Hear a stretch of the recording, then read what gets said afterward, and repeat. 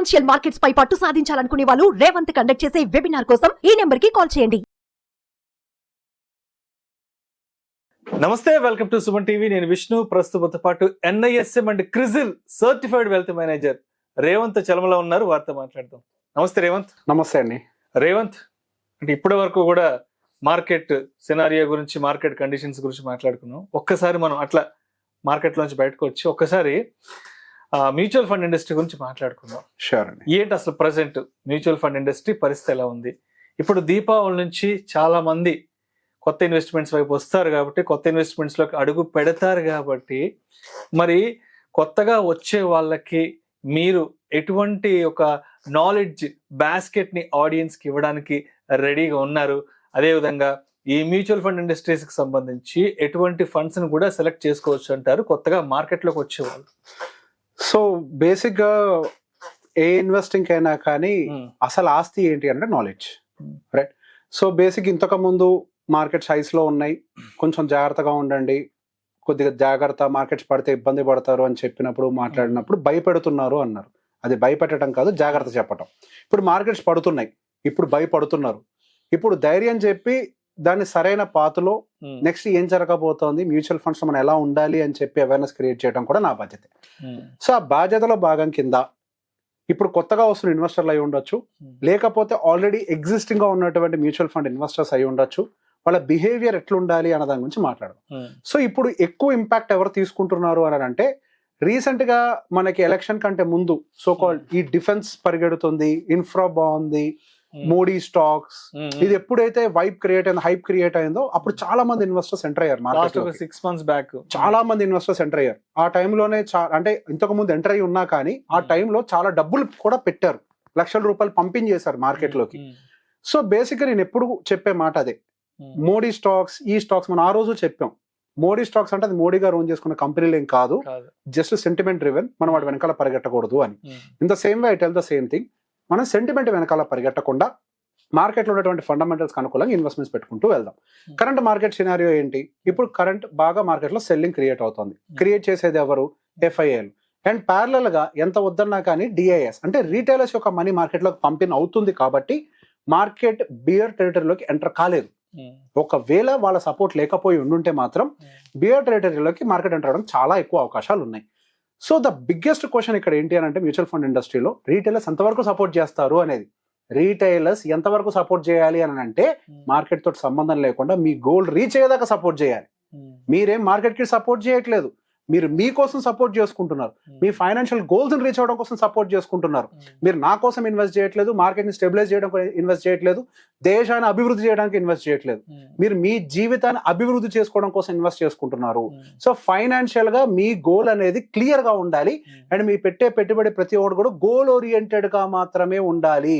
Market లో వస్తున్నటువంటి fluctuations తోటి మీకు ఎటువంటి సంబంధం లేదు.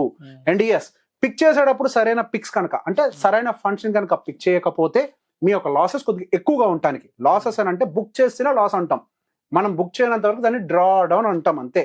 అంటే కిందకు వచ్చిందని డ్రా డౌన్ అంటాం, దాన్ని లాస్ అన్న వర్డ్ మనం వాడకూడదు. సో మనం పిక్ చేసిన టైమింగ్ బట్టి మనకి డ్రా డౌన్ సమ్ టైమ్స్ ఎక్కువగా ఉండడానికి కూడా అవకాశాలు ఉంటాయి.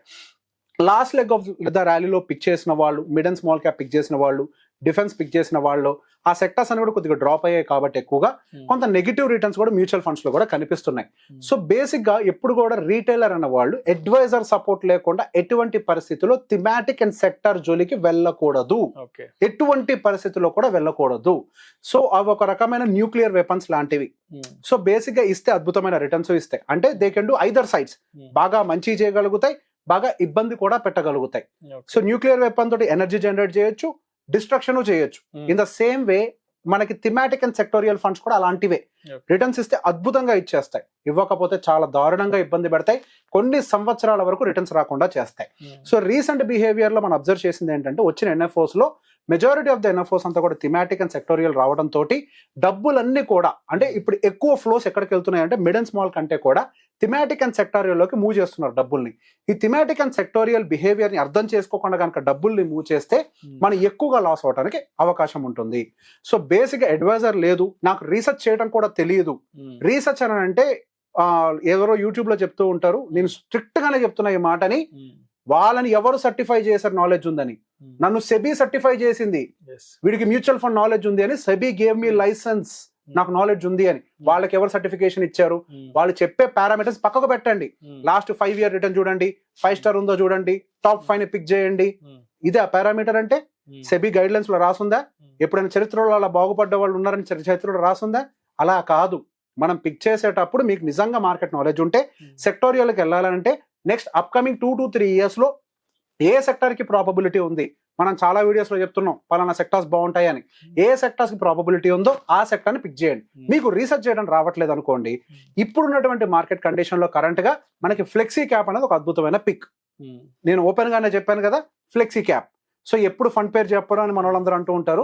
నేను కంపెనీ పేరు చెప్పకూడదు. ఈ కంపెనీలో ఫ్లెక్సీ క్యాప్ బాగుంటది, అది బాగుంటది అని నేను చెప్పను. బట్ ఓవరాల్ గా కేటగిరీ వైజ్ గా నేను చెప్పగలను. సో ఫ్లెక్సీ క్యాప్ అనేది ఒక మంచి పిక్ గా మీకు పనికొస్తుంది. అండ్ మల్టీ క్యాప్ కంటే కూడా, మల్టీ క్యాప్ అనేది కొంతవరకు దానికి రెస్ట్రిక్షన్స్ ఉంటాయి. ఫ్లెక్సీ క్యాప్ అనేది ఏంటి అంటే కొద్ది ఫండ్ మేనేజర్ కి ఫ్రీ హ్యాండ్ ఉంటుంది. సో లార్జ్ టు మిడ్ కి చేంజ్ చేసుకోవడానికి కానీ స్మాల్ కి చేంజ్ చేయడానికి Dil have some free hand. And so మనకి ఫ్లెక్సీ క్యాప్ అని ఒక మంచి పిక్ గా ఉంటుంది కాబట్టి దాన్ని పిక్ చేయడానికి ట్రై చేయొచ్చు. అలానే వాల్యూ పిక్స్ అంటే మనకి వాల్యూ ఫండ్స్ అని ఉంటాయి కాంట్రా బేస్డ్, వాటిని కూడా కొంతవరకు పిక్ చేసుకోవడానికి అవకాశం ఉంటుంది. అంతే, లేదు అని అంటే లార్జ్ లో మాత్రమే ఉండండి. మిడ్ అండ్ స్మాల్ ని కొంతకాలం వరకు అవాయిడ్ చేయడం మంచిది. పర్టికులర్ గా 2025 అయ్యేంత వరకు. అంటే మనకి ఇప్పుడే కదా డౌన్ ట్రెండ్ స్టార్ట్ అయింది. ఇది 1 సంవత్సరం ఉంటుందా, సంవత్సరం ఉంటుందా మనకు తెలియదు. ఇమీడియట్ గా రికవర్ అవుద్దా మనకు తెలియదు. ఇమీడియట్ గా రికవర్ అవడానికి ఫండమెంటల్ సపోర్ట్ చేసేలాగా లేవు. ఎందుకంటే కంపెనీ నెంబర్లు బాగోట్లే. కంపెనీ నెంబర్స్ బాగోనంత వరకు ఫండమెంటల్స్ అనేవి ఎప్పుడు రివైవ్ కావు. సో కంపెనీ నెంబర్స్ బాగున్నాయి అనేది ఒక క్వార్టర్ తో డిసైడ్ కాము. ఒక 2 quarters అన్న కన్సిక్యూటివ్ గా బెటర్ నెంబర్స్ ని పోస్ట్ చేయాలి వాళ్ళు. కన్సిక్యూటివ్ గా నెంబర్స్ పోస్ట్ చేసేదాకా మనం అయితే వెయిట్ చేయాలి కదా. సో దానికైనా కానీ ఇంకో 6 నెలలు టైం పడుతుంది కదా. ఇప్పుడే కదా ఒక క్వార్టర్ కంప్లీట్ అయింది. సో ఇంకా ఎంత వద్దన్నా కానీ ఇక్కడి నుంచి ఒక 3 నెలల తర్వాత ఒక రిజల్ట్, అక్కడి నుంచి ఒక 3 నెలల తర్వాత ఇంకో రిజల్ట్, ఇంకో 6 నెలలు టైం ఉంది కదా. అప్పటి వరకు మిడ్ అండ్ స్మాల్ క్యాప్ జోలికి వెళ్లకుండా కొద్దిగా దూరంగా ఉండి లార్జ్ క్యాప్, ఫ్లెక్సీ క్యాప్ లాంటి వాటి జోలికి వెళ్తే కొద్దో గొప్ప మనకి రిటర్న్స్ అనేవి స్టేబుల్ గా వస్తాయి. ఇప్పుడు కరెంట్ ఉన్న మార్కెట్ సినారియోలో ఇవి మాత్రమే బెటర్ గా వర్క్ చేస్తాయి. సో ఎవరైనా సరే అగ్రెసివ్ గా రిటర్న్ కావాలి, అగ్రెసివ్ గా ఫండ్ పికింగ్ కావాలి అంటే మాత్రం డెఫినెట్ గా అడ్వైజర్ ఒక్కళ్ళే సహకరించగలరు. Because of that knowledge. Again ఇందులో కూడా డిస్క్లైమర్ ఇంకొక మాట కూడా చెప్తున్నాను. సో బేసిక్ అడ్వైజర్ అని అనగానే ఏదో కేవలం 1% కమిషన్ లాగా మాత్రమే చూస్తారు. ఇక్కడ ఒకటే గుర్తుపెట్టుకోవాలి, ఎక్కడైతే నాలెడ్జ్ పూజించబడదో అక్కడ విధ్వంసం జరుగుద్ది. ఇది నిజమా అబద్ధమా? రైట్. అవును. ఇప్పుడు ఒక అడ్వైజర్ కి మీరు ఇచ్చేది ఏదో మీరేమి ఇట్లా విసిరేయట్లేదు నాలెడ్జ్ కోసం. ఈవెన్ ఈ రోజు నాకు జేఎం ఫైనాన్షియల్స్ నుంచి జోనల్ హెడ్స్ వచ్చి కలిసారు. వాళ్ళు ఒకటే మాట అంటారు, మీకు నాలెడ్జ్ ని ట్రాన్స్ఫర్ చేస్తాం, మీరు మీ రీటైల్ మీ ఇన్వెస్టర్స్ కి నాలెడ్జ్ ని ట్రాన్స్ఫర్ చేయాలి, ఇది మన బాధ్యత.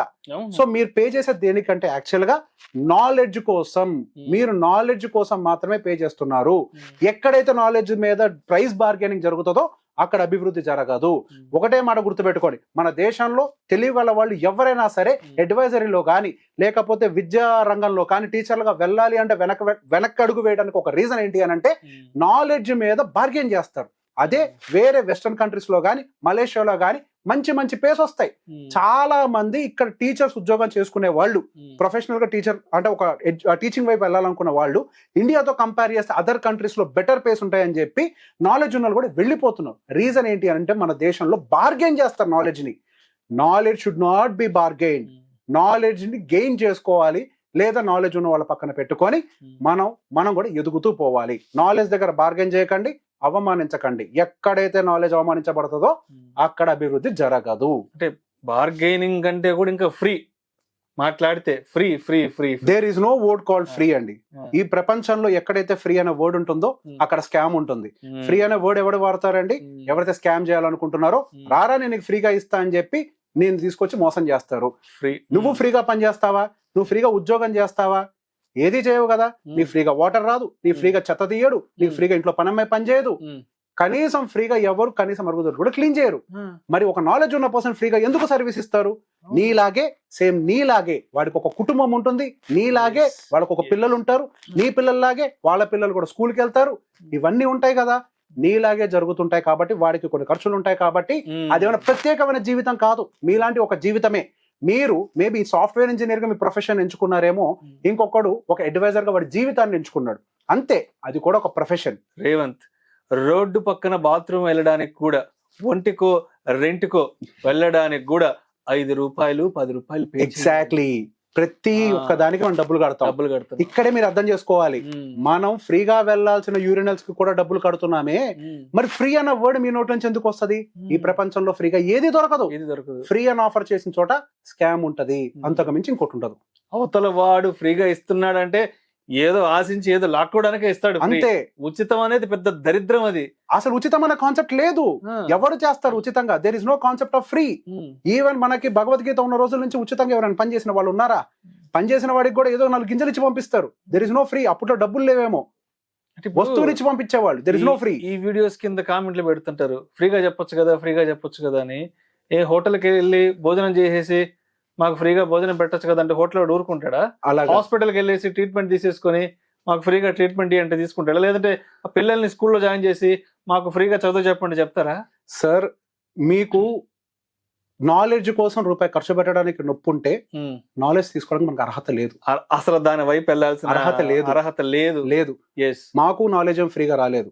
స్టాక్ మార్కెట్ లో ప్రతి ఒక్కరికి తెలుసు కదా, స్టాక్ మార్కెట్ లో నాలెడ్జ్ సంపాదించుకోవాలంటే వాడు ఎంతో కోల్పోయి ఉండాలి.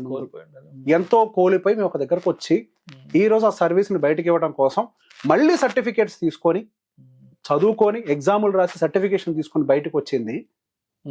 There is no free concept. Free చేస్తే మా స్టాక్ మార్కెట్ లోనే ఎంతో మంది మోసాలు చేస్తారు ఫ్రీ అనే వర్డ్ తోటి.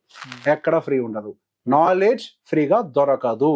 ఫ్రీగా నేను చెప్పేది కాదు, మన వేదం చెప్పేది. ఫ్రీగా తీసుకున్న నాలెడ్జ్ నిలబడదు. పూజ చేసి బ్రాహ్మణుడికి ఇవ్వని దానం, విద్య తీసుకొని గురువుకి ఇవ్వని ఫీజు, మీరు తీసుకునేది ఏది నిలబడదు. పూజ ఫలితము మిగలదు, నాలెడ్జ్ మిగలదు. Knowledge should be respected. నాకు నాలెడ్జ్ రెస్పెక్ట్ ఇవ్వని ఏ మనిషి నా ముందు కూర్చున్నా ఎక్కడి నుంచి వెళ్ళిపోతాను. మనం పురాణ ఇతిహాసాల్లో కూడా చూస్తే పెద్ద పెద్ద రాజులు అనేవాళ్ళు వాళ్ళ పిల్లలు ఆ గురువుల దగ్గర విద్యను అభ్యసించి విద్య పూర్తయి బయటకు వచ్చేటప్పుడు గురుదక్షిణగా ఇస్తారు. గురుదక్షిణగా ఏది అడిగితే అది గురుదక్షిణగా ఇస్తారు. మీరు ఇదిగోండి గురువు గారు, మీరు మా పిల్లవాడికి చదువు చెప్పారు. ఒక రాజు ఏ విధంగా బాధ్యతగా ఉండాలి, ఒక యువరాజు అనేవాడు ఎలా ఉండాలి, ఏంటి ఇవన్నీ చెప్పినందుకు ఆ రాజు ఆ పిల్లవాడి చేతుల్లో నుంచి గురుదక్షిణ ఇప్పిస్తారు. అవును. కానీ ఈ ఫ్రీ అనే ఈ దిక్కుమాలిన ఆలోచన జనాలకు ఎందుకు వస్తా నాకు అర్థం కాదు. అది తప్పండి. ఫ్రీగా ఏది రాదు, ఒకటే గుర్తుపెట్టుకో. ఫ్రీగా సినిమాకి వెళ్ళొచ్చు కదా. ఏది రాదండి, ఏది రాదు. ఒకటే మాట అడుగుతాను, మీరేమన్నా నా దగ్గరకు వచ్చి సమాజ సేవ చేయడం కోసం నన్ను ఏమన్నా అడుగుతున్నారా కాంట్రిబ్యూషన్? మీరు డబ్బులు సంపాదించుకోవడం కోసం వచ్చి నన్ను అడుగుతున్నారు. మీరు నా నాలెడ్జ్ తో డబ్బులు సంపాదించుకుంటారు, మీరు మాకు ఫీజు చెల్లించాము అని అంటే ధర్మమా? అది ధర్మమా? అదే ఇప్పుడు చెప్పేది. ఇప్పుడు పెట్రోల్ బంక్ వెళ్ళి ఫ్రీగా నాకు పెట్రోల్ పోయి ఆడు ఊరుకుంటాడా? ఎవరు ఊరుకోరు సార్. రోడ్డు మీద తిరగడానికి ట్యాక్స్ కడుతున్నాం సార్, మన ఇంట్లో మనం నిద్రపోవడానికి ట్యాక్స్ కడుతున్నాం, మన ఇంట్లో మనం తిండి తినడానికి, అసలు భూమి మీద బతకడానికే ట్యాక్స్లు కట్టి బతకాల్సి వస్తుంది. ప్రతి దానికి ఒక ఛార్జ్ ఉంటదండి. ఫ్రీ అనే వర్డ్ ఉండదు. నేను నిర్మోహటంగా చెప్తున్నా, నేను ఫ్రీగా ఎవరికి చేయాలో నాకు తెలుసు. అంత క్లిష్ట పరిస్థితిలో ఉన్న నేను వాళ్ళతోటి మాట్లాడి నేను ఫ్రీగా వాళ్ళకి చేస్తాను. డబ్బులు కట్టగలిగి కూడా తప్పది. ఇంకొంతమంది ఫ్రీ బ్యాచ్ ఉంటారు. ఏది నీ ప్రాఫిట్ అండ్ లాస్ కూడా చూపించు. నువ్వెవరు? వాడేవాడు అసలు? నువ్వెవరు? నేనేమన్నా నేను నా ట్రేడింగ్ కి సంబంధించి ట్రైనింగ్ ఇస్తున్నానా? లేదు. ప్రాఫిట్ అండ్ లాస్ అవసరం. ఇప్పుడు నేను ట్రేడర్ అండి, నేను నీకేమన్నా ట్రైనింగ్ ఇస్తున్నానా? నేను ప్రూవ్ చేసుకోవడానికి నేను ట్రైనింగ్ ఇస్తున్నానా? ఒక ప్రాఫిట్ అండ్ లాస్ అనేది మనకు ఒక మాట ఉందండి, మగవాడి సంపాదన ఆడవాళ్ళ వయసు అడగకూడదు. నువ్వెవరు నా ప్రాఫిట్ అండ్ లాస్ పబ్లిక్ గా పెట్టమంటానికి? నేను నీకు డబ్బులు తీసుకొని ట్రైనింగ్ ఇచ్చానా? నాకేమైనా ఇన్స్టిట్యూట్ ఉందా బయట? నాకు లేదు కదా. నేను ఎందులో మాత్రం మాట్లాడుతున్నాను? ఇన్వెస్ట్మెంట్. దానికి నాకు నాలెడ్జ్ ఉందో లేదో ప్రూవ్ చేయడానికి నాకు సెబీ సర్టిఫికేట్ ఇచ్చింది. వీడు AMFI registered mutual fund distributor, he's trained, he's educated అని, హీస్ సర్టిఫైడ్ వెల్త్ మేనేజర్ అని. నాకు CRISIL, world's one of the leading S&P group company CRISIL and NISM conduct చేసి నాకు సర్టిఫికేట్ ఇచ్చింది. వీడు చదువుకున్నాడు, పాస్ అయ్యాడు అని. అది కాదు అడగాల్సింది. నా ప్రాఫిట్ అండ్ లాస్ సరే సింపుల్ గా చెప్పనా, అదొక కుతూహలం అంతే. నిన్న ఎవడో ఒకటి కామెంట్ పెట్టాడు, ఈ రేవంత్ కి యాటిట్యూడ్ ఎక్కువ, పొగరు ఎక్కువ అంట. వాడికి ఎందుకు సార్? అది మనం ఇక్కడ అంటే అవతల వాళ్ళు ఏం చెప్తున్నారు అది వినాలి గాని, అంటే అసలు వాడు ఎవడు మనం ఏంటని జడ్జ్ చేయడానికి? వాడు సార్ అక్కడ జడ్జి కాదండి, కాన్ఫిడెన్స్ తో మాట్లాడితే యాటిట్యూడ్ లాగా కనిపిస్తుంది. నాలెడ్జ్ ఉన్న చోట ఎప్పుడైనా కాన్ఫిడెన్స్ ఉంటుంది. I'm very confident that I have knowledge. Sincerity, honest.